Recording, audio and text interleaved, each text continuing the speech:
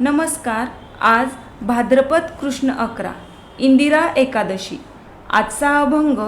Sony यांचा कळस माझी भरीला सुरारस, काय करावे प्रमाण तुम्ही सांगा संतजन.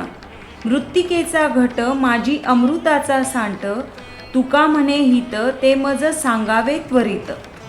याचाच अर्थ मूळ स्वरूप, स्वभाव, मनाची स्थिती अथवा अवस्था चांगली अमृतासारखी असावी, असा आग्रह संत तुकाराम महाराज या अभंगात धरतात.